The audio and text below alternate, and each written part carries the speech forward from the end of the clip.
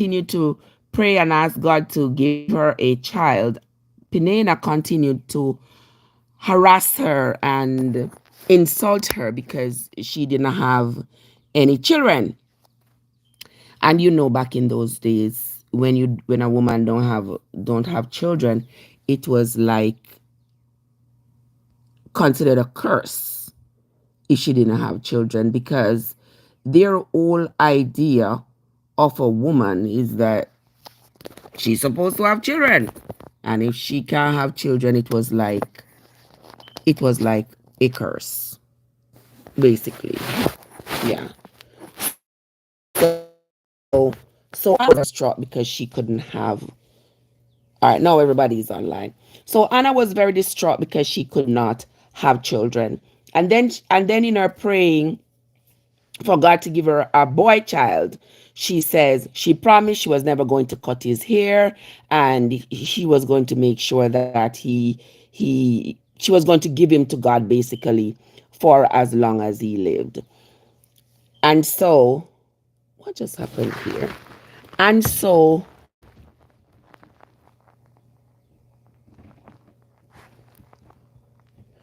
and so if and she had Samuel. She took Samuel, she presented Samuel to Eli. Eli was the priest.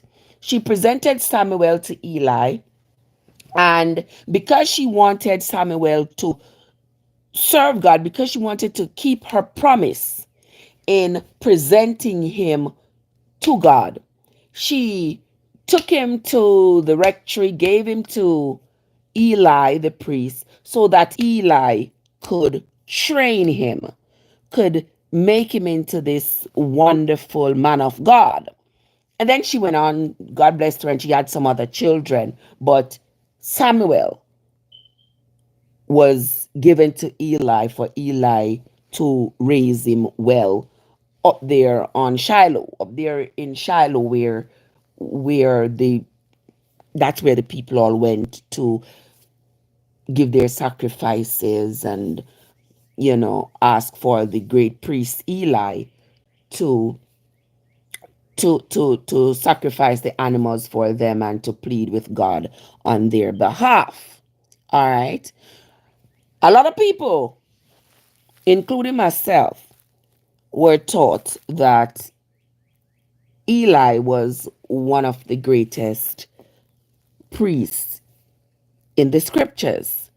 And a lot of us I'm not even going to lump myself up with y'all. A lot of you all who have not read the Bible, yeah, we have believed it all our lives. We have believed that Eli was one of the greatest priests. But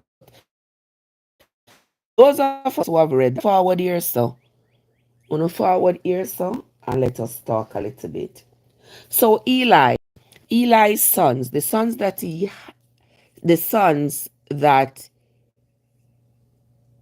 Eli had.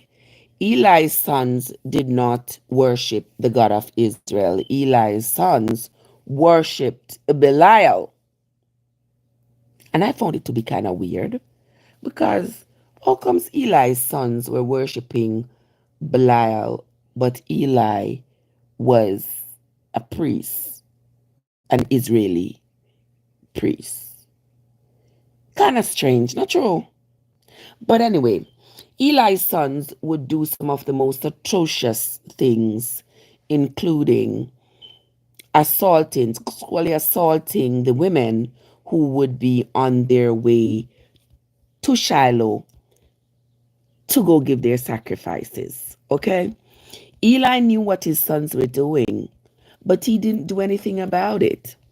And that made God very angry.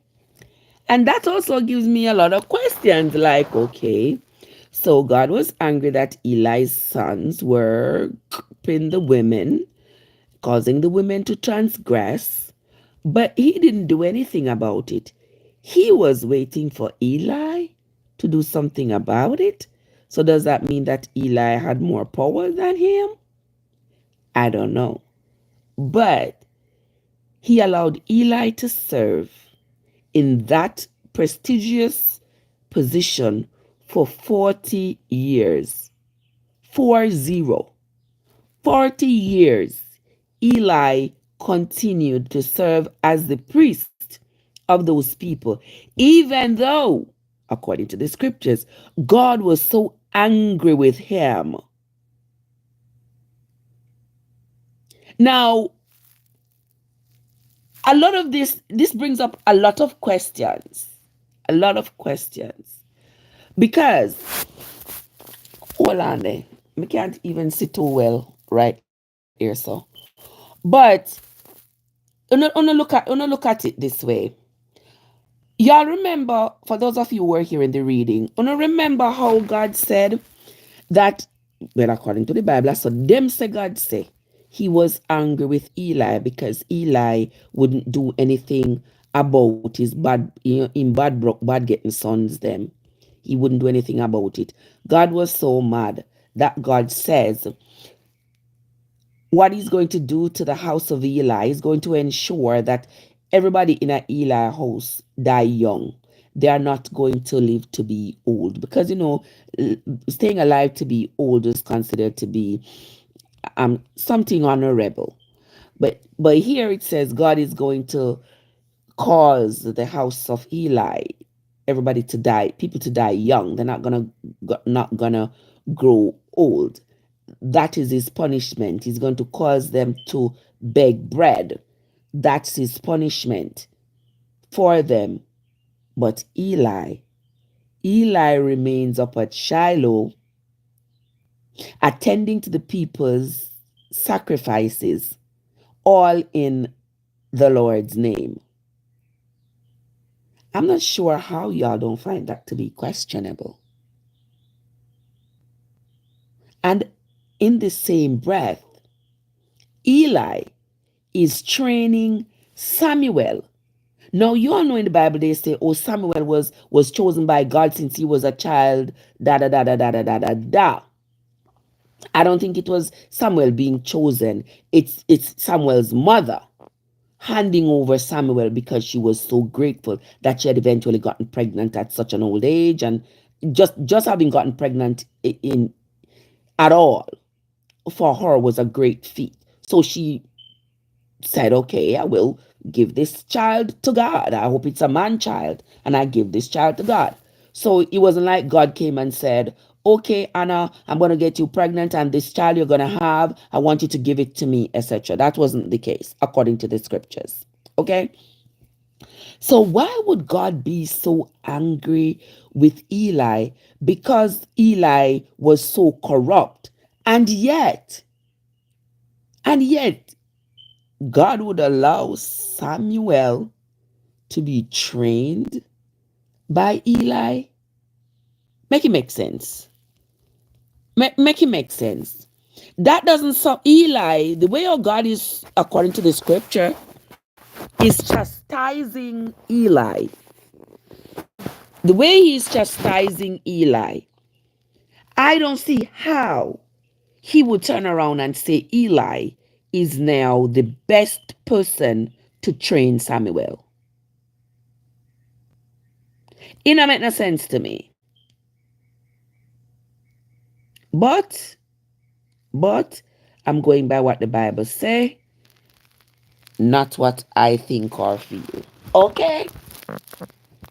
What I think or feel, that's what motivates my beliefs, coupled with what I read here. All right? So yesterday, that was what we read about. And then Eli, living to be 97 years, I believe, 97 or 98 years, I believe, he ended up falling off a stone and breaking his neck after serving Israel for 40 years. But listen to what caused Eli to be in such despair that he fell off the stone and broke his neck. So you all know that the Israelites, they depended on their God to come through for them in times of war, because during those times, the one thing that they could be that was sure, the one thing that was guaranteed is that they were going to go to war. Wars were just like a mainstay of their life. It was all the time they were having these wars. So they depended on heavily on their God to come through for them during these times. Now, the Philistines had come up against the children of Israel. And the Philistines, during this fight with the Philistines, the children of Israel had lost like 4,000 men. So after that war, they got together and they said, you know what? I think we have lost this war because the Ark of the Covenant. Now, if you all remember, this Ark of the Covenant is very symbolic. It's a very important part, a very important um item in the in ancient Judaism. Okay, it was so sacred that even after it was built, if you all remember in Exodus and Leviticus, I believe one of them, don't quote me, but if you all remember, after the Ark of the Covenant was built, and they were transporting it in that horse drawn or bull drawn carriage, and it, because the road was so rocky, it appeared as though it was going to topple over. And there was one of the guys who was sitting in the chariot with the Ark of the Covenant, and as it rocked side to side, he tried to stabilize it so it doesn't topple over. And they said because he had the audacity to touch the Ark of the Covenant, God struck him to death. And remember that story? Okay, that's another of the weird stories, but we're not talking about that right now.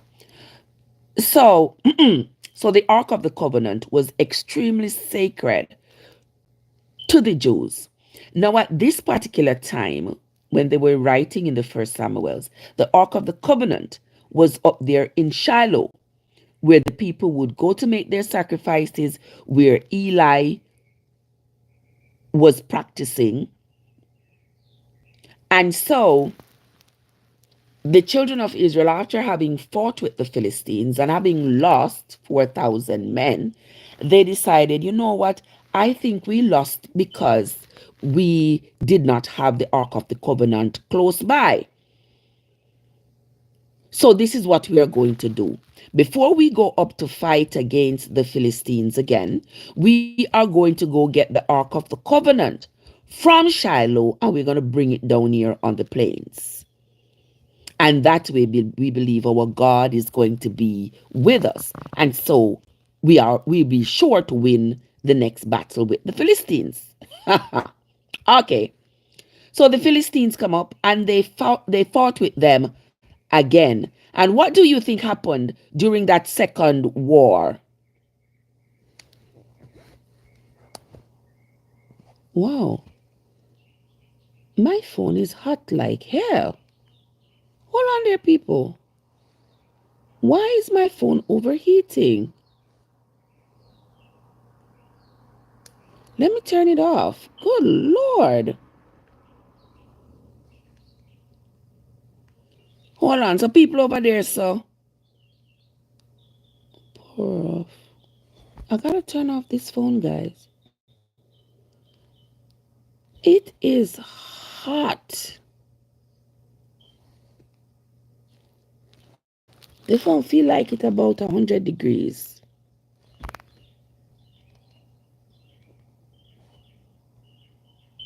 Damn. But anyway, yeah, this one is okay. Okay, see, it turns off because it's too hot. I don't know what caused it to be that hot. All right, so we're gonna leave all that for a little bit. When we will go back over on we will go back over on Stale News in a minute. But Stale News device is too hot right now. So anyway, the children of Israel went to Shiloh. Kadoy. Yes, I'm if you blow at the charging port. Watch out, where they tell me if you blow.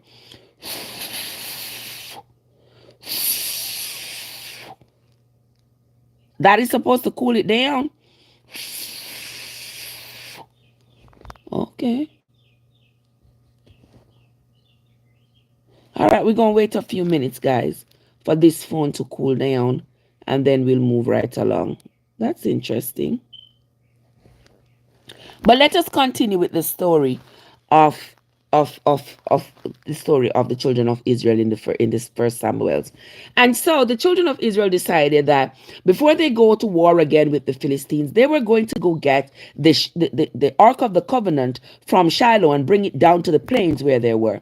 So they did that. They brought it down to the plains, and the Philistines came up against them again for the second time.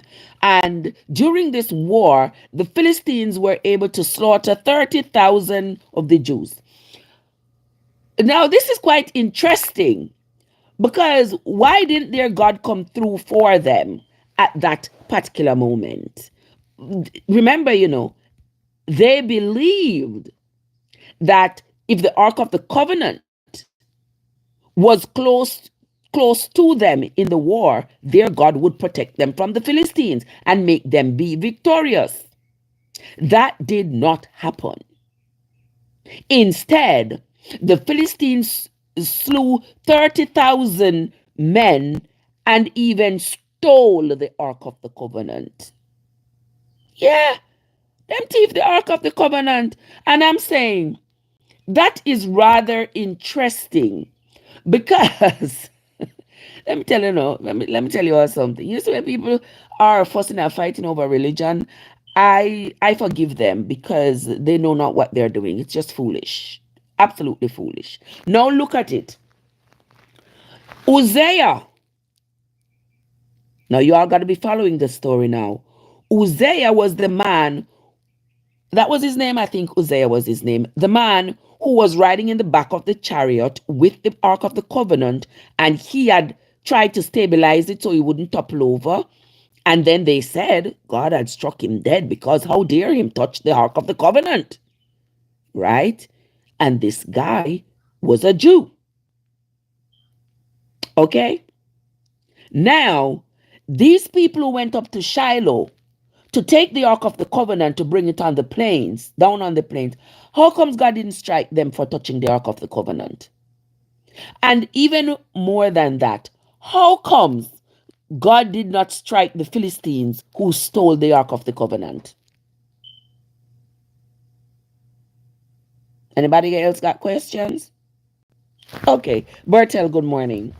Biscuits, are you that? What's up? So God is just selective in who He's going to slay when they touch the Ark of the Covenant? Well, you all think about it and let me know. Okay, so the Philistines stole the Ark of the Covenant, and nothing happened to them. They were not struck dead. Nothing. They were able to just pick it up and run off with it, and nothing happened to them. So now the children of Israel are left without the Ark of the Covenant, and they are left to mourn not just 30,000, but 34,000 people. Soldiers. Don't you think now they have questions about the presence of their God, or the lack thereof? Don't you think? Okay. So we are going to continue reading. We are going to continue. Jesus, the phone hot like a fire. And now the phone are going to explode.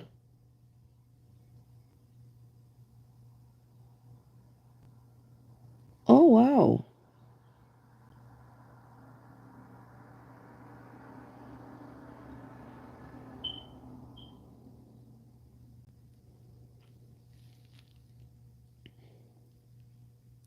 Oh.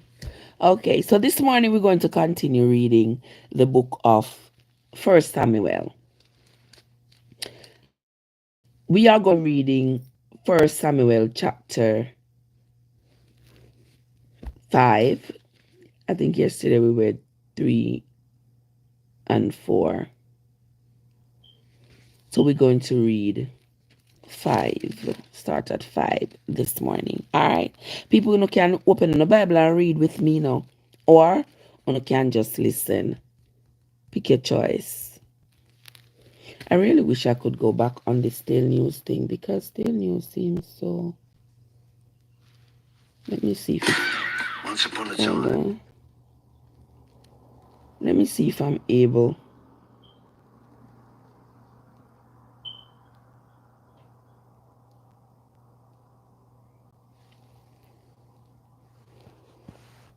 Let's see if it's able to have us come back on there. Okay, so we are back on the live. So we're going to continue the reading, guys. We're going to read from First Samuel's chapter 5. Let us do this. So now, let me tell you where on the story we're at. So now the Philistines are gone with the Ark of the Covenant, and Eli is so distressed that they have stolen the Ark of the Covenant, and his two sons were slain in the battle as well. Now he is grieved because his two sons. Him should have did them two sons a long time for all that they have been doing to the Hebrew women, but he didn't. But anyway, he's now grieving because his two sons are dead and the Ark of the Covenant has been stolen. And that's when he sits upon this rock and topples over, breaks his neck and dies.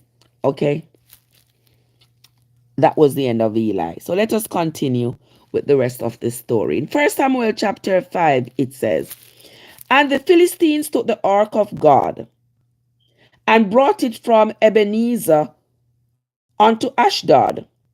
When the Philistines took the ark of God, they brought it into the house of Dagon and set it by Dagon. And when they of Ashdod arose early in the morning, behold, Dagon was fallen upon his face to the earth before the ark of the Lord, and they took Dagon and set him in his place again." Now, this Dagon, that was their God, right? Their image of their God. "And when they arose early on the next morning, behold, Dagon was fallen upon his face to the ground before the ark of the Lord. And the head of Dagon and both the palms of his hands were out off unto the threshold. Only the stump of Dagon was left to him. Therefore, neither the priests of Dagon nor any that came into Dagon's house tread on the threshold of Dagon in Ashdod until this day." So that's self explanatory. So here, the God of this Dagon, this image of this God that they have created, here they are saying that the Philistines brought this, the Ark of the Covenant, which belonged to the Hebrew people, brought it to put it up in the same place where they had erected their image of their God Dagon. And in the morning when they went back, the image of their God was fallen down on its face in front of the Ark of the Covenant. They re-erected Dagon, and then when they came back the next day, it was not just fallen in front of the Ark of the Covenant, but also its its heads and its extremities were missing. Don't read too much into that. Let us continue reading. But the hand in verse 6, but the hand of the Lord was heavy upon them of Ashdod, and he destroyed them and smote them with emerods, even Ashdod and the coast thereof. And when the men of Ashdod saw that it was so, they said, "The ark of the God of Israel shall not abide with us, for his hand is sorely upon us, and upon Dagon our God." They said, therefore, and gathered all the lords of the Philistines unto them, and said, What shall we do with the ark of the God of Israel? And they answered, Let the ark of the God of Israel be carried about unto Gath. And they carried the ark of the God of Israel unto Gath. And it was so that after they had carried it about, the hand of the Lord was against the city with a very great destruction. And he smote the men of the city, both small and great, and they had emeralds in their secret parts. Emeralds in their secret parts.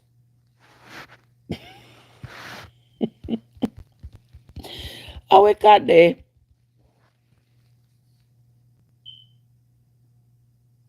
They had emeralds in their secret parts. That was their punishment. Therefore, they sent the ark of God to Ekron. Okay, now they're sending it to another place. They're sending the ark of God to Ekron. And it came to pass, as the ark of God came to Ekron, that the Ekronites cried out, saying, They have brought about the ark of the God of Israel to us to slay us and our people. So they sent and gathered together all the lords of the Philistines and said, Send away the ark of the God of Israel, and let it go again to his own people, that it slay us not, and our people. For there was a deadly destruction throughout all the city. The hand of God was very heavy there. And the men that died not were smitten with the emeralds, and the cry of the city went up to heaven.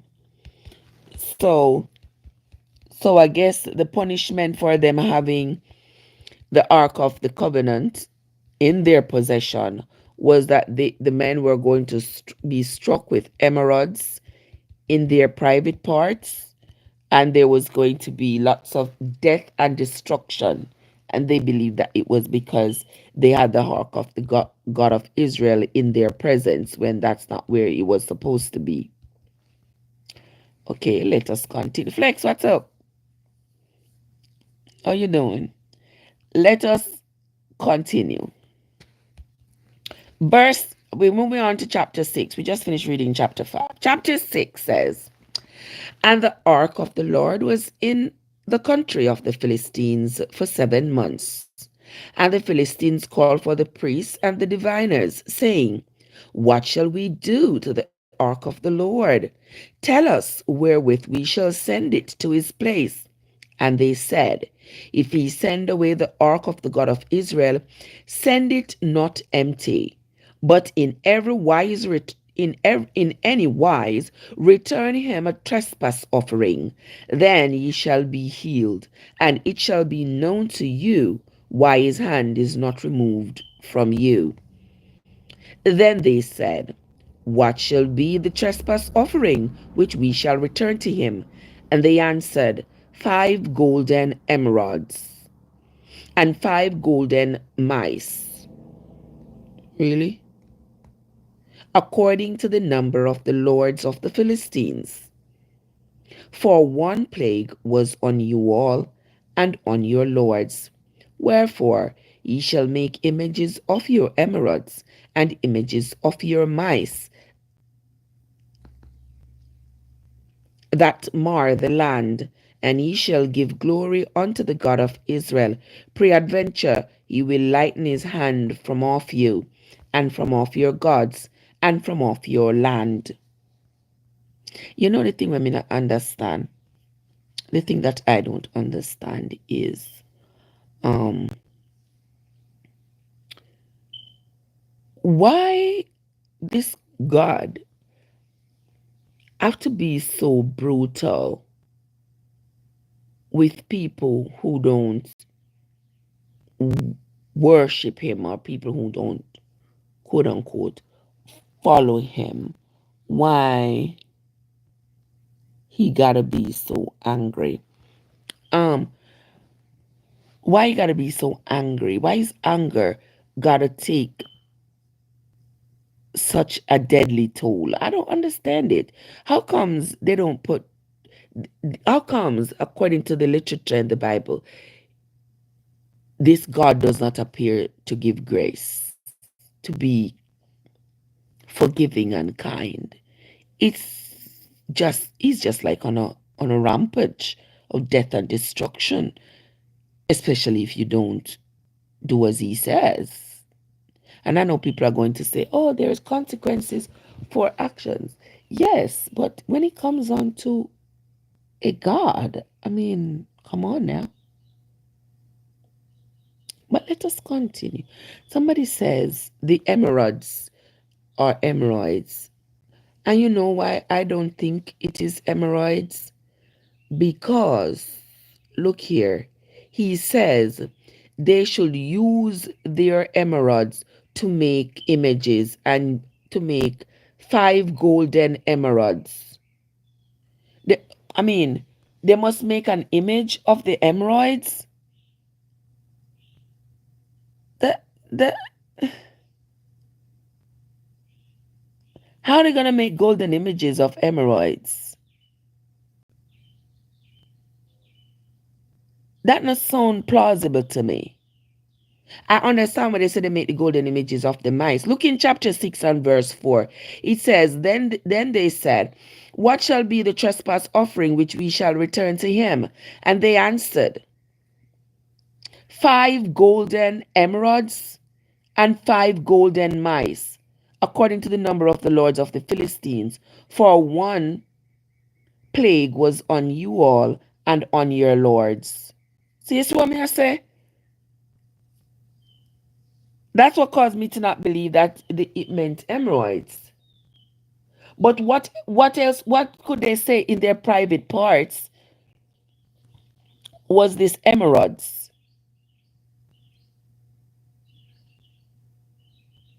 I don't know. But we're gonna continue reading.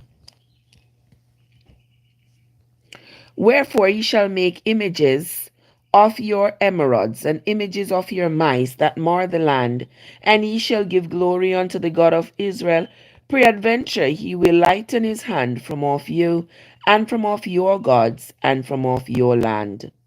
Wherefore then do ye harden your hearts, as the Egyptians and Pharaoh hardened their hearts, when he had wrought wonderfully against them? Did they not let the people go, and they departed? But I mean, I don't understand what they're saying about the Pharaohs hardened their heart. Didn't the Bible say it was God who had hardened the Pharaoh's heart? Y'all remember when we read that? It said God was the one who had hardened the Pharaoh's hearts so they would not listen to what Moses and Aaron were saying. There, what's up? So now they are saying that the Pharaohs, the Egyptians and the Pharaohs had hardened their own hearts. They didn't harden their own hearts according to the scripture. So something not right there, so.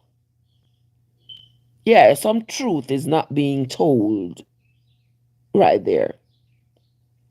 I'm telling you over and over, you know. I'm going to make me sip like a water.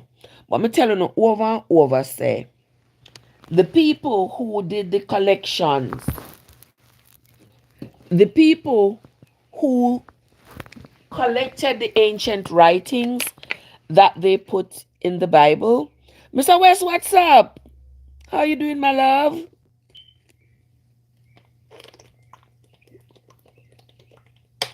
Wait, I just gotta sip a little water here. The people who collected these ancient writings and put them together to make up what we now know as the Bible, they were counting on us never reading the entire thing.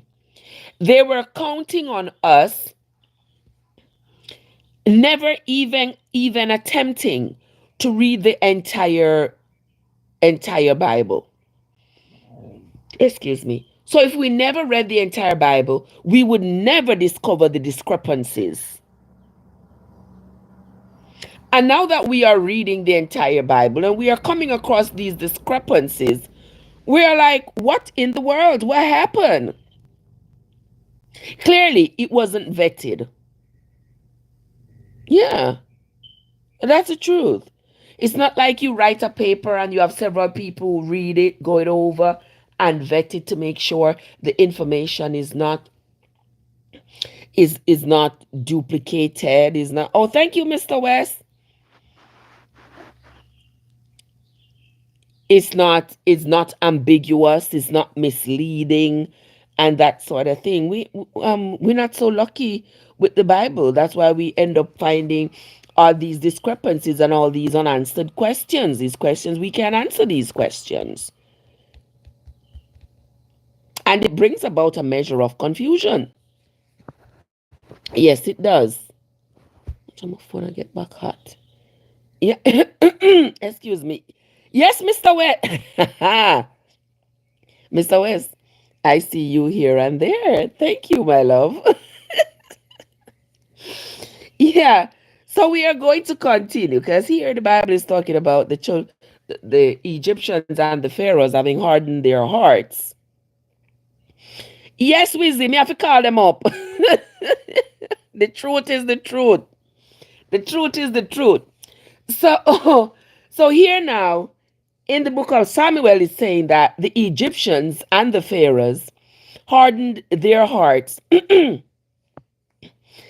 me there. Same here, Mr. West. Anyway, you're there. Me there back at your PP clock clock. Yes. So now, how comes the book of Samuel is now saying that the Pharaohs and the Egyptians had hardened their hearts by not letting the people go? But in the Exodus, it said God hardened the Pharaoh's hearts so they would not let the people go. So who hardened the hearts? God or the Pharaohs? Let us continue. I have to call them up with it. I've got to. I've got to call them out. You understand? It's not of my doing. It is what is in the Bible, you see. And that's why them not like when we read the Bible out loud, because there are some things that they would rather the people never hear about. They will want to continue to bamboozle the people. Me not into the bamboozling. Okay? If you say we must follow the Bible, if you say I must follow the Bible, I have a responsibility to read it for myself to see what I'm following. And if you say it has inspiration in it, I want to find that inspiration. I've read the Bible from beginning to end twice and I'm still looking for it. All these deceit and lies and stuff that's going on in here, I don't want to be like these people. But let us continue to read. It says, excuse me, verse 6 of chapter 6, it says, wherefore then do we harden your hearts as the Egyptians and Pharaohs hardened their hearts? When he had wrought wonderfully among them, did they not let the people go and they departed? Now therefore make a new cart, and take 2 milch kine, on which there hath come no yoke. All right, so them look animal here have not yet broken out, have not yet had gotten pregnant, on which there had come no yoke, and tie the kine to the cart, and bring their calves home from them.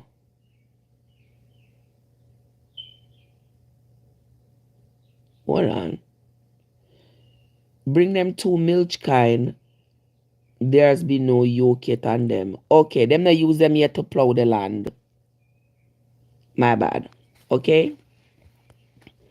But bring their calves home from them, and take the ark of the Lord, and lay it upon the cart, and put the jewels of gold, which ye return him for a trespass offering, in the coffer by the side thereof, and send it away that it may go. And see, if it goes up by the way of his own coast to Beth Shemesh, then he hath done us this great evil. But if not, then we shall know that it is not his hand that smote us. It was a chance that happened to us. All right. So in layman's terms, they're gonna get two of these little animals who has not yet been used to plow the land. They're gonna send them with the calves. They're gonna use them to tie up. They're gonna use them to to tie up this chariot, whatever it is that's going to be carrying the ark of God, to transport it. And if they go up by the coast of Beth Shemesh, I don't understand why that would matter. But we're going to continue. If they go up by the coast of Beth Shemesh, it says, then he hath done us this great evil. Then that would mean there is evil from the Hebrew God on them. But if not, then they shall know that it is not his hand that smote them. It's just that it's just a symbol of the people's religion. I don't think it has absolutely anything, because that little image can't do anything. I don't know, some of you are gonna say, oh yeah, but it was the hand of God that caused Dagon to fall over. It was the hand of God that caused. Why would God be engaging in these humanly activities to prove a point? Excuse me, tell me why. That overnight he's going to topple over Dagon, knock off the head, knock off the extremities, and that is supposed to prove that Dagon is a fake God, but the invisible God is the real God that is doing all this at night when nobody can see or testify that he is the one who is doing it. Why he gotta act in silence? Why he's got to act in secret? Why can't he do what he's doing out in the open so everybody can see and accept? When he continues to do everything in secret, it leaves people with great doubts. And you can't blame the people for doubting. You can't blame them, right? So here the people are saying now, if they send up this Ark of the Covenant, goes up by Beth Shemesh, then they will know, then they will know that the evil that is done to them is done of God. But if not, then this evil that happened to us, it happened by chance. I believe whether or not whatever has happened, it has happened by chance. But I wasn't there. So let us continue.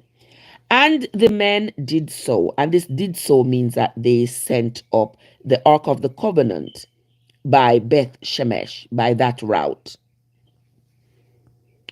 and took two milch kine and tied them to the cart and shut up their calves at home. And they laid the ark of the Lord upon the cart, and the coffer with the mice of gold and the images of their emeralds. And the kine, that's the animal, and the kine took the straight way. So remember, I know, just imagine this. They are not traveling with the ark. The people, the men, they are not traveling with the ark. They are putting the ark on this chariot. They tied up the chariot to these animals that are going to be drawing the chariot with the ark of God on it. And they are just going to leave it to chance to see which direction these animals are going to go. Okay? So that verse 12, it says, and the kine took the straight way to the way of Beth Shemesh, oh Lord Jesus, and went along the highway, lowing as they went. So they were mooing. Ooh, you know a cow moo? You know a cow moo? Okay. Mooing as they went, and turned not aside to the right hand nor to the left. And the lords of the Philistines went after them unto the border of Beth Shemesh. And the people of Beth Shemesh were reaping their wheat harvest in the valley, and they lifted up their eyes and saw the ark, and rejoiced to see it. To see it. And the cart came into the field of Joshua, a Beth Shemite, and stood there, where there was a great stone, and they clave the wood of the cart, and offer the kine a burnt offering unto the Lord. And the Levites took down the ark of the Lord, and the coffer that was with it, wherein the jewels of gold were, and put them on the great stone. And the men of Beth Shemesh offered burnt offerings and sacrifices the same day unto the Lord. So what I know, the horse-drawn carriage, not it wasn't horse, it was the cows that were dragging this. Did they reach back? They didn't reach back to where they had stolen, where the Philistines had stolen the Ark of the Covenant. They didn't. Hmm. So now the Ark of the Covenant is in the hand of the Levites. Hold on, wait a minute. And the Levites took down the Ark of the Lord, and the coffer that was with it, wherein the jewels of gold were, and put them on the great stone. And the men of Beth Shemesh offered burnt offerings and sacrifices the same day unto the Lord. So now they believe that it was God who had led the chariot, led the cows that were dragging the chariot, carrying the ark. It was, hold on. My question is, my question is, what it got to do? They're trying to make us believe that God was leading these animals. And the way the animals took was not by chance. It was God who led them that along the coast of Beth Shemesh. I think, in my view, the animals took the coast along Beth Shemesh because that was easier. Now, if you have two paths in front of you, one is along the coast where the road is flat and straight, and the other is going to take you up the winding mountains. Which one would you choose? Okay. Which one would you choose? So I don't think it was any God who was leading the animals that were dragging the ark. I think the animals just took the path of Beth Shemesh because it was along the coast, it was along the highway, it was flat, it looked easier to them. But that's just my view. Let us continue. Because I thought the ark was supposed to go back to Ashdod. Wasn't it in Ashdod that the Philistines had stolen the ark? Wasn't it from Ashdod? But let us continue. And when the 5 lords of the Philistines had seen it, they returned to Ekron, the same city. And there are the golden emeralds which the Philistines returned for a trespass offering unto the Lord. For Ashdod 1, for Gaza 1, for Ashkelon 1, for Gath 1, for Ekron 1. Mystic, what's up?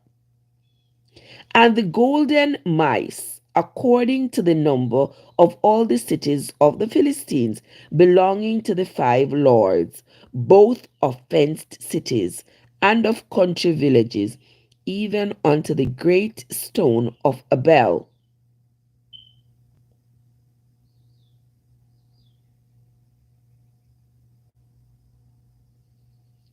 Whereon they set down the ark of the Lord. So they set down the ark of the Lord on the stone of Abel. Abel or Abel, however you want to pronounce it. Abel, Abel. Let me read that again. And the golden mice, according to the number of all the cities of the Philistines, belonging to the 5 lords, both of fenced cities and of country villages, even unto the great stone of Abel, whereon they set down the ark of the Lord, which stone remains until this day in the field of Joshua the Beth Shemite. And he smote the men of Beth Shemesh, because they had looked into the ark of the Lord. Even he smote of the people 50,070 men. He who? Joshua? He who? God?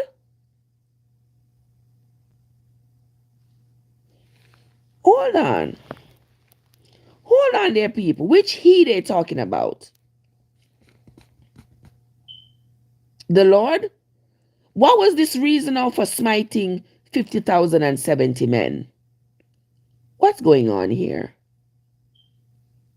And he smote of the people 50,070 men. And the people lamented, because the Lord had smitten many of the people with a great slaughter.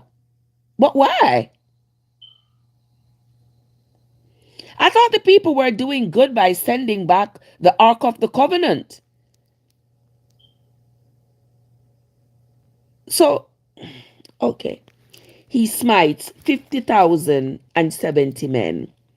And the men of Bethshemesh said, who is able to stand before this holy Lord God? And to whom shall he go up from us? And they sent messengers to the inhabitants of Kirjath Jearim, saying, the Philistines have brought again the ark of the Lord. Come ye down and fetch it up to you.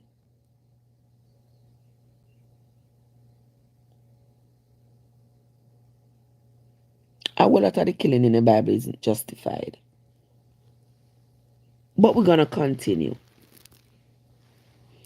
It make my head swell when when I'm reading the Bible, and in my mind I am thinking, okay, there's supposed to be some inspiration, there's supposed to be, some love and grace of the measure that mankind has never seen. Something that's going to be encouraging and uplifting. And then I start reading and it's all death and destruction, and I'm like, wait a minute now. Wait a minute now. So we're going to read chapter 7 of Samuel. And the men of Kirjath Jearim came. So now remember, the Philistines are calling the men of Kirjath Jearim to come up. Come on, this Ark of the Covenant. It seems like it is causing more and more destruction. Everywhere it goes, it brings destruction with it. So no, come take it and bring it back to your people. And the men of Kirjath Jearim came and fetched up the ark of the Lord and brought it into the house of Abinadab in the hill, and sanctified Eleazar his son to keep the ark of the Lord. And it came to pass, while the ark was in Kirjath Jearim, that the time was long, for it was 20 years. So for 20 years the ark was kept up there in Kirjath Jearim, and all the house of Israel lamented after the Lord. So now the ark has changed homes. It's oh, okay. So the people are still crying. They are still worried. They are still not happy that this is where their ark of the covenant okay is. And Samuel spake unto all the house of Israel. Now remember, Samuel has been indoctrinated by Eli. And remember, according to the earlier chapters of the book of First Samuel, God says he was going to replace Eli. Remember, he was going to replace Eli because he was not pleased with the things that Eli had done. And Samuel was under the tutelage of Eli. That Samuel spake unto all the house of Israel, saying, If ye do return unto the Lord with all your hearts, then put away the strange gods and Ashtaroth from among you, and prepare your hearts unto the Lord, and serve him only, and he will deliver you out of the hand of the Philistines. Then the children of Israel did put away Baalim and Ashtaroth, and served the Lord only. And Samuel said, Gather all Israel to Mizpah, and I will pray for you unto the Lord. And they gathered together at Mizpah, and drew water, and poured it out before the Lord, and fasted on that day, and said there, We have sinned against the Lord. And Samuel judged the children of Israel in Mizpah. And when the Philistines heard that the children of Israel were gathered together in Mizpah, the lords of the Philistines went up against Israel. And when the children of Israel heard it, they were deathly afraid of the Philistines. And the children of Israel said to Samuel, Cease not to cry unto the Lord our God for us, that he will save us out of the hands of the Philistines. And Samuel took a sucking lamb and offered it for a burnt offering wholly to the Lord. And Samuel cried unto the Lord for Israel, and the Lord heard him. And as Samuel was offering up the burnt offering, the Philistines drew near to battle against Israel. But the Lord thundered with a great thunder on that day upon the Philistines, and discomfited them, and they were smitten before Israel. And the men of Israel went out of Mizpah, and pursued the Philistines, and smote them until they came under Bethkar. Then Samuel took a stone, and set it between Mizpah and Shen, and called the name of it Ebenezer, saying, Hitherto hath the Lord helped us. So the Philistines were subdued, and they came no more into the coast of Israel. And the hand of the Lord was against the Philistines all the days of Samuel. And the cities which the Philistines had taken from Israel were restored to Israel, from Ekron even unto Gath, and the coast thereof did Israel deliver out of the hands of the Philistines, and there was place between Israel and the Amorites. There was peace, and there was peace between Israel and the Amorites. And Samuel judged Israel all the days of his life, and he went from year to year in circuit to Bethel and Gilgal and Mizpah, and judged Israel in all those places.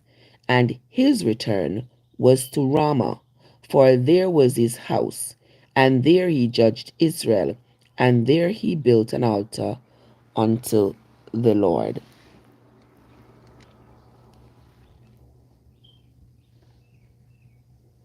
And we remember that Ramah was where Samuel was from. It was where his father Elkanah and his mother Hannah had their home. Okay?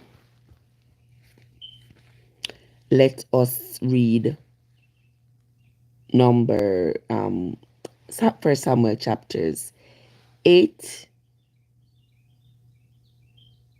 before we are done for this morning. Chapter 8. And those of you who are just coming, if you're wondering where we're reading from, we are reading from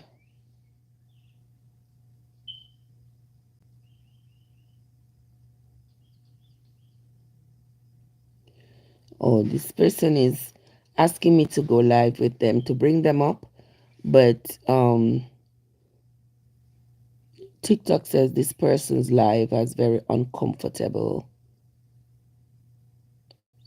very uncomfortable topics. I'm not sure what the nature of this discomfort is, whether it is, I don't know what it is, but I'm not going to accept the person anyway, because I don't know. I don't want nobody disturb my peace this Sunday morning. So, chapter 8 says, "And it came to pass, when Samuel was old, that he made his sons judge over Israel. Now the name of his firstborn was Joel, and the name of his second was Abiah. They were judges in Beersheba.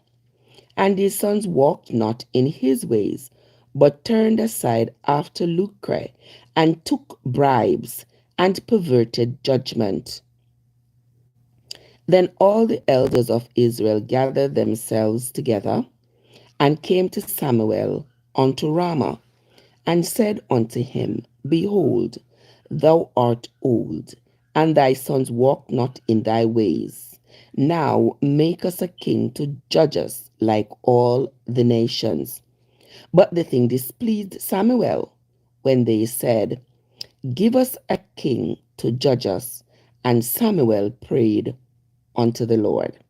And the Lord said unto Samuel, Hearken unto the voice of the people in all that they say unto thee, for they have not rejected thee, but they have rejected me, that I should not reign over them.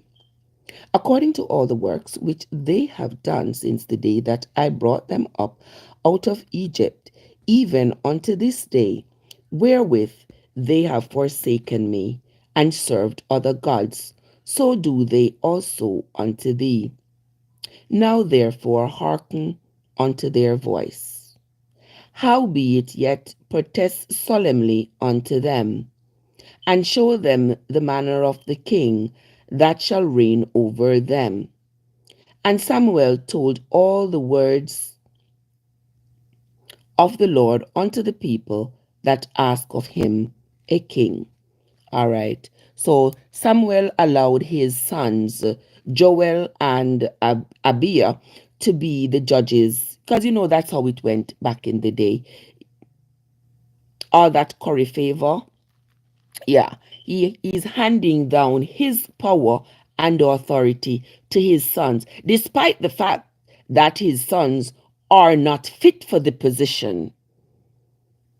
He has offered it to them anyway because they are his sons, and he wanted them to continue with his ideology. But they are not even continuing with his ideologies, they are doing their own thing. So the people are upset with Samuel, like, come on, Samuel. Are you for your family or are you for the people? You you have made your two sons to be the judges over us, but they are curry favor. They are not honest. They are not dealing with us fairly. So why can't you just appoint us another judge? Appoint us a judge that is fair and honest, so that the people don't feel disenfranchised. Samuel said, go to the Lord, brother.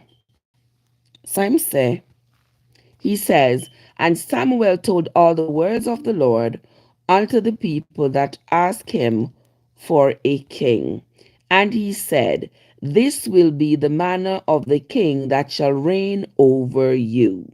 He will take your sons and appoint them for himself, for his chariots, and to be his horsemen, and some shall run before his chariots.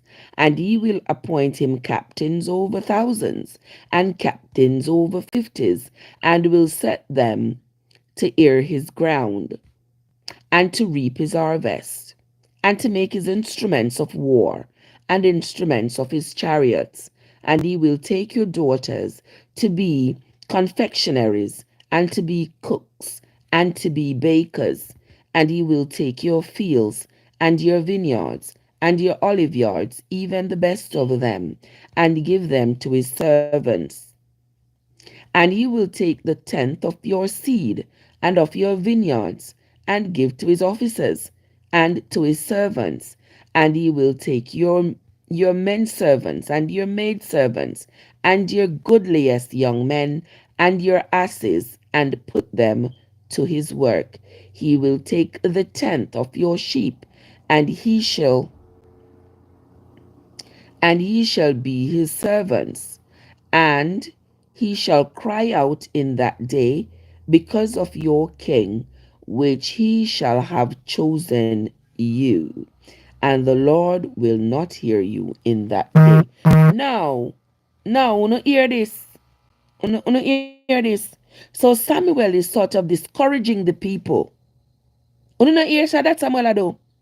Samuel is discouraging the people from desiring a better leader, from asking of him to provide them with better leadership.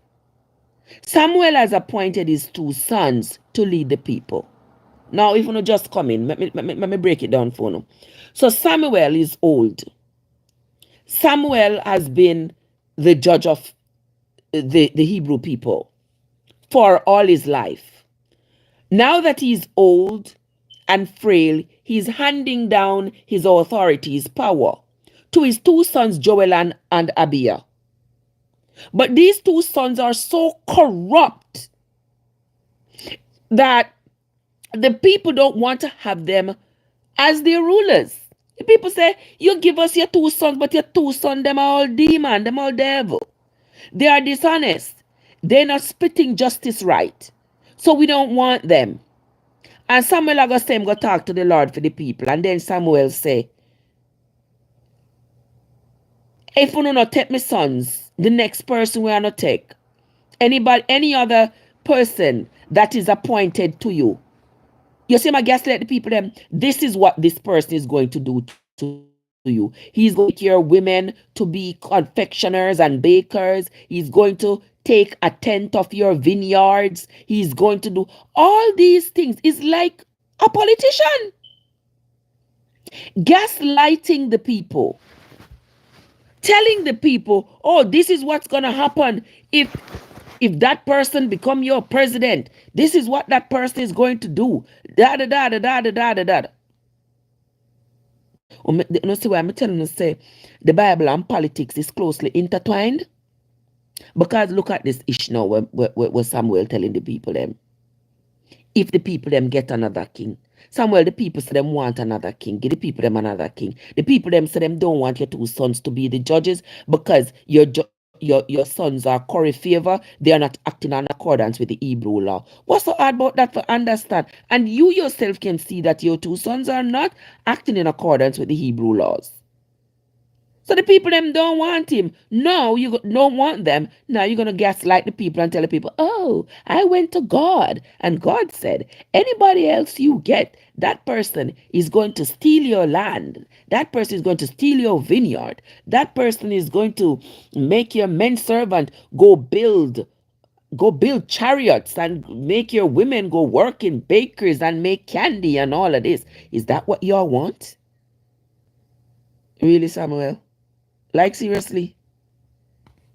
Then he says in verse 19, nevertheless, all right, so he says, nevertheless, the people refused to obey the voice of Samuel. I agree with the people. The people refused to obey the voice of Samuel.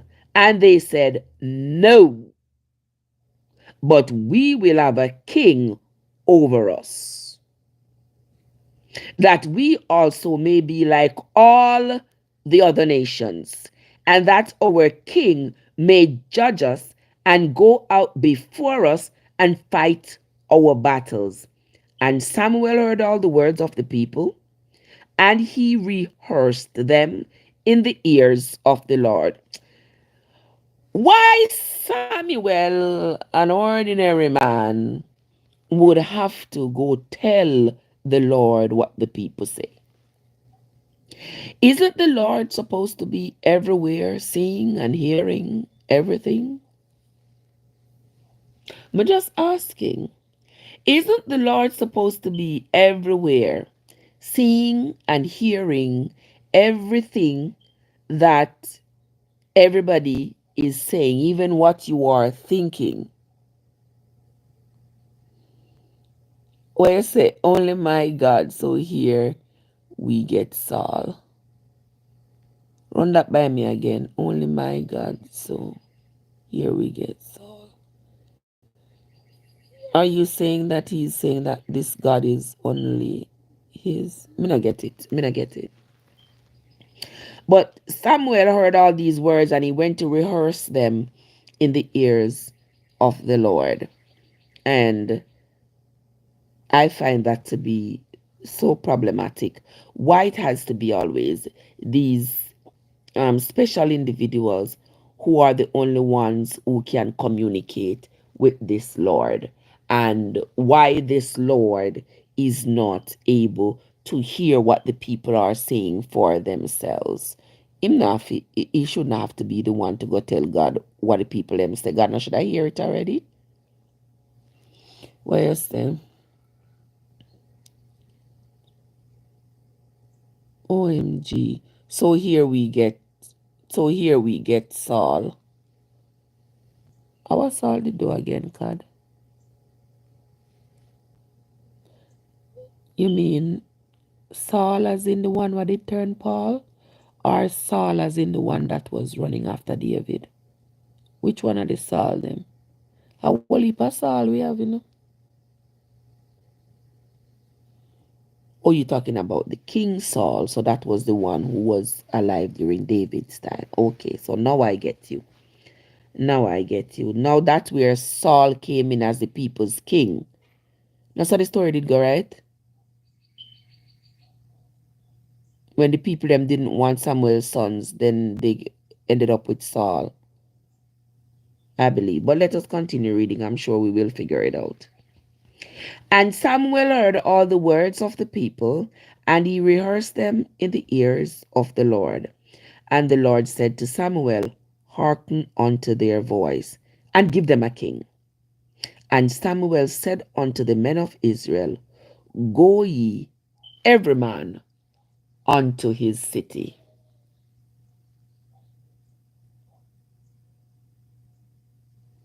Andrea, good morning, Andrea. How you doing? You wake up late, man. How you been? Okay. All right, people. So, them a ask me to read chapter 9. I don't read, but them a ask me to read chapter 9. Come in, I like to read too many chapters one time because, so after me finish read it, me usually read it again. And then I'm trying to see if I can narrate it on on my YouTube channel. It's not easy, but me I try. See if we can narrate it. Yes, I don't like to read too much of it at once, but me I go read chapter 9. It's gonna be the last chapter for today. Okay? So in chapter 9 it says, now there was a man of Benjamin. Now, don't forget, when you hear the word a man of Benjamin, I want to know if you listen keenly and see who the men were in the Bible, the characters that came out of Benjamin. Okay? We read about Jeremiah. Remember, Jeremiah was a Benjaminite. I don't understand why my phone hot so. It cool down and then it get back hot.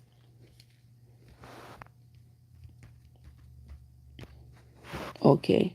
So we are going to be reading chapter 9. And you're reading chapter 9 of the book of First Samuel's.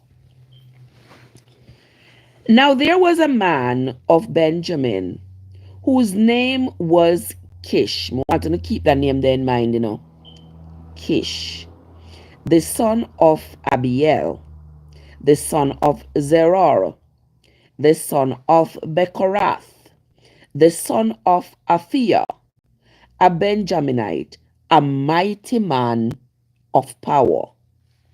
And he had a son whose name was Saul, a choice young man and a goodly I don't know why they say a goodly. It not sound too right, but that's what the Bible say. And a goodly, and there was not among the children of Israel a goodlier person than he. From his shoulders and upwards, he was higher than any of the people. So he was a stalwart. He was looking good. And the asses of Kish, Saul's father, were lost. And Kish said to Saul, his son, take now one of the servants with you, and arise, go and search for the asses. And he passed through Mount Ephraim, and passed through the land of Shalisha, but they found them not. Then they passed through the land of Shalem, and there they found them not. And he passed through the land of the Benjaminites, but they found them not. And when they were come to the land of Zoph, Saul said to his servant that was with him, come, and let us return, lest my father leave caring for the asses, and take thought for us. He's, Yeah, he's telling his servant, listen, we've been walking from country to country, from city to city looking for these asses and we can't find them. So make we go back to my father if in case my father start not worrying more about the asses, but worrying more about us wondering where we are. God said all these Benjaminites are wicked. That's what I Now somebody's following the readings. That is exactly what I was thinking. Why I said the people need to take note of all these Benjaminites. Take note of them. Yes, the Benjaminites are a bunch of wicked people, a bunch of manipulators. But let us continue. In verse 6, he says, and he said unto him, behold, now there is in this city a man of God, and he is an honorable man. All that he saith comes surely to pass. Now let us go there. Peradventure he can show us our way where we should go. Then Saul said to his servant, but behold, if we go, what shall we bring the man? For the bread we have is eaten off. We have eaten all the bread in our vessel, and there is not a present to bring to the man of God. What do we have? And the servant answered to Saul again and said, behold, I have here in my hand the fourth part of a shekel of silver. That will I give to the man of God to tell us our way. Before time in Israel, when a man went to inquire of God, that thus he spake, come and let us go to the seer. For he that is now called a prophet was before time called a seer. All right. So this is like a fortune teller. This is the person who they are trusting. Saul said, make we go ask the man here what we supposed to do. Okay. Then said Saul to his servant, well said, come, let us go. So they went unto the city where the man of God was.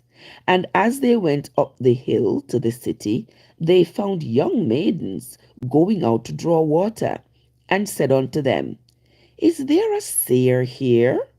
And they answered them and said, he is. Behold, he is before you. Make haste now, for he came today to the city, for there is a sacrifice of the people today in the high place. As soon as he be come into the city, he shall straightway find him, before he go up to the high place to eat. For the people will not eat until he is come, because he doth bless the sacrifice, and afterwards they eat that be bidden. Now therefore get up, for about this time he shall find him. And they went up into the city, and when they were come into the city, behold, Samuel came out against them for to go up to the high place. I want them to listen carefully, who came up. They went to see the seer, but instead it was Samuel. Let us continue. Now the Lord had told Samuel in his ear a day before Saul came, saying, tomorrow about this time I will send you a man out of the land of Benjamin, and thou shalt appoint him to be captain over my people Israel, that he may save my people out of the hand of the Philistines. For I have looked upon my people, because their city is come unto me. What are you that? And when Samuel saw Saul, the Lord said unto him, behold, the man whom I spoke to you about, this same man shall reign over my people. Then Saul drew near to Samuel in the gate and said, tell me, I pray thee, where is the seer's house? And Samuel answered to Saul and said, I am the seer. Go up before me unto the high place, for ye shall eat with me today, and tomorrow I will let thee go, and will tell thee all that is in your heart. And as for your asses that were lost 3 days ago, set not your mind on them, for they are found. And on whom is all the desire of Israel? Is it not on you and on all thy father's house? And Saul answered and said, am not I a Benjaminite, of the smallest of the tribes of Israel, and my family the least of all the families of the tribe of Benjamin? Wherefore then speakest thou so to me? And Samuel took Saul and his servant, and brought them into the parlour, and made them sit in the chiefest place among them that were bidden, which were about 30 persons. And Samuel said unto the cook, bring the portion which I gave you, of which I said unto you, set it by you. And the cook took up the shoulder, and that which was upon it, and set it before Saul. And Samuel said, behold, this which is left, set it before thee, and eat. For unto this time hath it been kept for thee, since I said, I have invited the people. So Saul did eat with Samuel that day. Michibu, what's up? And when they were come down from the high place into the city, Samuel communed with Saul upon the top of the house. And they rose early, and it came to pass about the spring of the day that Samuel called Saul to the top of the house, saying, up, that I may send thee away. And Saul arose, and they went out, both of them, he and Samuel, abroad. And as they were going down to the end of the city, Samuel said to Saul, bid the servant pass on before us. And he passed on. But stand thou still a while, that I may show thee the word of God. That's the end of chapter 9 of the book of 1 Samuel. We are going to pause right there until tomorrow morning, when we will read a little bit more. But here, where's Amichibu? That picture is beautiful. That's me, honey. I'm beautiful on every side. Good morning, my love. How you doing? Yeah. So So, for those of you who are just coming into this story, we are onto the book of First Samuel's, and this here has as we have started the story of Saul. So many of you who are Christians, those of us who grew up in the church, the story of Saul is one very interesting story. Um, yes, I may put in the hours. Why not? Why not?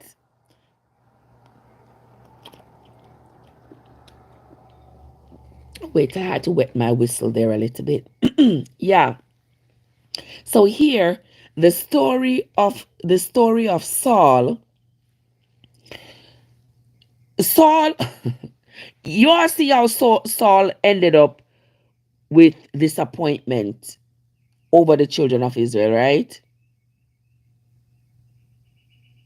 For those of you who are just coming, the story goes Samuel is the judge over the children of Israel. Samuel is very old. You know, he's old, he's close to death. His two sons, Joel and Abiah. You know, don't forget those two names, Joel and Abiah. Through the patriarchal system of the Hebrews, Samuel appoints his sons to be the judges of the children of Israel. So he's starting to train them so that when he passes away, they will continue with his work. Yes, in the house of David. Yes, this Saul that we're talking is the same Saul that reigned in David's time. But we're going to take it a step at a time. So the people are upset with Samuel because you know the people had loved Samuel, right? Winsome, what's up? The people had loved Samuel. But here now, Samuel has appointed his two sons to succeed him in judging the children of Israel. But these two sons are wicked. These two sons are unjust. These two sons don't split justice. The people are not happy. The people are upset.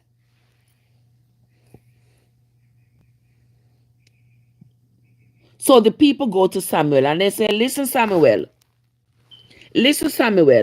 we do not like your two sons that you have appointed to us. They are not fair. They are not honest. They are bad people. You need to appoint somebody else. No, Samuel no went to like that. So Samuel went to God, and it's as though, to me, it's as though him and God connived together to say to the people, all right, watch me, uno don't want my son them. Or you say never finish watching it. Yeah, so this is the part where I'm reading, where I just read. So it seems to me like God and Samuel get together and say, you know what? Them people have some audacity to talk about they don't want my sons. Watch me and them. I go and give them somebody who is going to destroy them, who is going to do all these things, all kinds of wickedness to them. They are going to wish they never rejected my sons. Adapt me see, that's what how I feel about what I just read. Because remember, Samuel start gaslight the people them, and tell the people them. He started gaslighting the people and telling the people, oh, he went to God and he spoke to God about their request. And God say, the person who them go and get, he's going to take a tenth of their vineyard. He's going to make their daughters, he's going to make their women into confectioners and bakers, etc. So so I think Samuel was gaslighting the people. And then now he says that this Saul here, we know that Saul is from the tribe of the Benjamins. Yeah, they are a set of people. Mary, what's up? How you doing, my love? How you feeling? That's the question. How are you feeling? How you doing? I know you got a lot on your hands, my dear Marie. I hope that everything works out in your favor. All right. So I just pause to say hello to my friend Marie there. Yes, guys. So here now, Samuel, instead of acknowledging, I just think that Samuel was dismissing the people's feelings. The people's feeling was genuine. If the president you appoint to them is not working out for them, the people have a right to complain. So here the people are complaining to him and saying, we don't like your sons. And I'm going to say it 50,000 times. We don't like your sons. They are not dealing with us fairly. They are not honest. Yeah, they are curry favor. They are getting all the government contracts for themselves and their friends. Yeah, we don't like them. Yeah. And we going to say it 50,000 times. That's what the people were saying to Samuel. And Samuel tell the people, okay, he's gonna go to God and see who God wants to give to them. And then he come back and say, God say, the the people who they're gonna get is going to be worse than these sons that he has given them. What? So now here comes Saul in the picture. And Saul and his servant, them looking for a seer, one somebody with 4 eye, one what modern day Jamaicans would have call one Obia man to tell them whatever. And then when they went to go meet with this Obia man, the Obia man is Samuel. I have some questions about the whole thing since the Bible is the script is trying to make me believe that this was supposed to be something good. I have other thoughts about it. Because why would Samuel, why would God allow Samuel to be in that position where Saul would come to see him as the seer? My thoughts are a little bit muffled here. Yeah, it's a little bit muddy with this whole thing. But I'm not going to stress about it. I'm going to... Andrea, I'm thinking there's just so much going on in my mind because I am seeing Samuel as being dishonest. And I don't want to say that out loud too fast because, that we have seen a lot of dishonest people in the Bible who we have been taught were very honest and wholesome people. We saw Jeremiah, we talked about him and how deceptive he was. We talked about Eli the day before yesterday, and now, contrary to what we have been taught, Eli was not an wholesome person. Eli was a bad person, and even God was upset with Eli. So it seems as though by me reading the Bible like this, I am discovering that these people who have been put up on a Bible pedestal, the actual stories are leading me to contrary thoughts about them. Samuel is no different. But I'm going to leave this story right here for right now. Tomorrow we are going to continue with the reading of the book of First Samuel and see what else has happened between the children of Israel and Saul. Because we know that Saul is up to no good. But we're gonna read it. We're gonna read it in live time, in real time.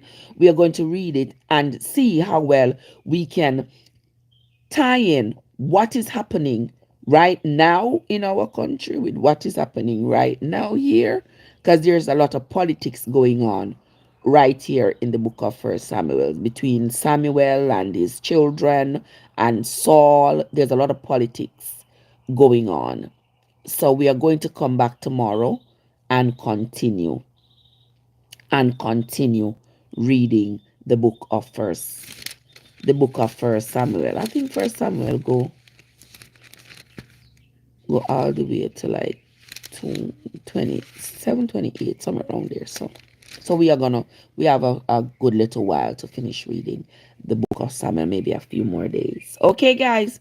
So that's going to be it for this morning. That's going to be it for this morning. When we come back tomorrow, we will continue with the reading as we try our best to understand these stories that are in the Bible, the stories and the characters and the role they play. Somebody says, they all have their imperfections, but their gullibility is unfairly executed upon the people. That is the thing. The people are gullible. The people are, it seems, the people are desperate for leadership. They're desperate for an understanding, if you will, of what life is about, of what they are doing, right, Miss Kids? The people are desperate, and I believe that these so-called leaders are taking advantage of that desperation. Ricky, what's up? They are taking advantage of this desperation because if you notice, the people are not even comfortable talking to this God by themselves. So that tells me that they don't even believe that this God is everywhere and that they can talk to him and get favors from him. They are still tethered to the ideology that they have to have an intercessor. They have to have somebody who is willing to go to God for them. Just like with Moses, they had to have Moses and Aaron to go to God on their behalf. Just like we see with Eli, the people go up to Shiloh to have Eli intercede on their behalf. Just like we see with Jeremiah. Jeremiah could be robbing the people blind. The people still believe that he is the intercessor between them and this God. So they have to go to him so he can go present their petitions to God for them. All of this is rather interesting. All of it is rather interesting. And we're going to see what happens between Samuel and Saul when we come back tomorrow morning. All right, people. So once again, thanks to everybody who came into the live. Thanks to those of you who helped with the taps, those of you who tapped, those of you who stopped, those of you who, yeah, just about everybody who came here. I sincerely appreciate you over there on the tube. Don't forget to hit the like button. I appreciate all of you. All right. That's going to be it for me for right now, my friends. Until next time, this is Trev from Trevessence, where your journey matters. Have yourselves a great day, everybody, and I'll see you all later.